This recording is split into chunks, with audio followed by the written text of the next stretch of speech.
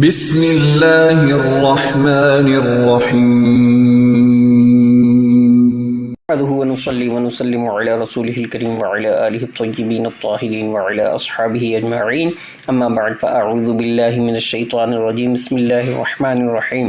Channel فہم قرآن حدیث سلسلہ فہم قرآن میں خوش آمدید۔ آج ہم سورہ بقرہ کی آیت نمبر 19 پڑھنے اور سمجھنے کی سعادت حاصل کریں گے۔ دعا ہے رب کریم عمل کی بھی توفیق عطا فرمائے، آمین۔ او کصیب من السماء فیہ ظلمات ورعد وبرق يجعلون أصابعهم في آذانهم من الصواعق حذر الموت واللہ محیط بالکافرین۔ یا جیسے آسمان سے اترتا پانی کہ اس میں اندھیریاں ہیں اور گرج اور چمک، اپنے کانوں میں انگلیاں ٹھوس رہے ہیں کڑک کے سبب، موت کے ڈر سے، اور اللہ کافروں کو گھیرے ہوئے ہے۔ اس آیت مبارکہ میں منافقین کی حالت کو دوسری مثال سے سمجھایا جا رہا ہے کہ ان منافقین کی حالت ایسی ہے کہ یہ اپنی زندگی کی اندھیری رات میں دنیا کا جنگل طے کر رہے تھے کہ اچانک ان کے شہر میں نبی رحمت صلی اللہ علیہ وآلہ وسلم تشریف لے آئے، جو کہ رحمت الہی کا گہرا بادل ہیں، اور پھر آپ صلی اللہ علیہ وسلم پر قرآن کریم اترنے لگا جو تیز بارش کی طرح ہے۔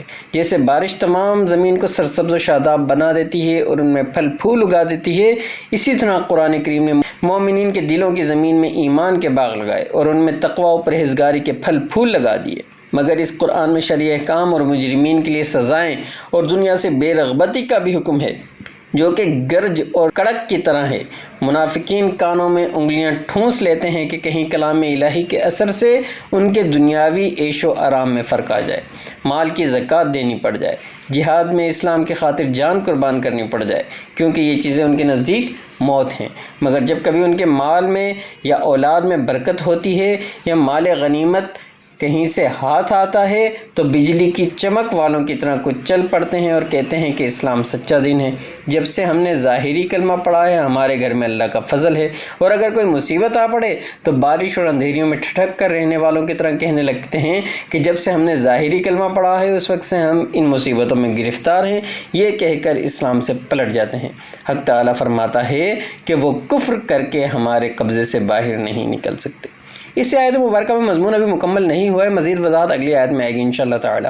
دعا ہے رب کریم قرآن و حدیث کے مطابق زندگی گزارنے کی توفیق عطا فرمائے، آمین۔ زندگی نے وفا کی تو اگلی ویڈیو میں پھر ملاقات ہوگی، اس وقت کے لیے اللہ حافظ، السلام علیکم ورحمۃ اللہ وبرکاتہ۔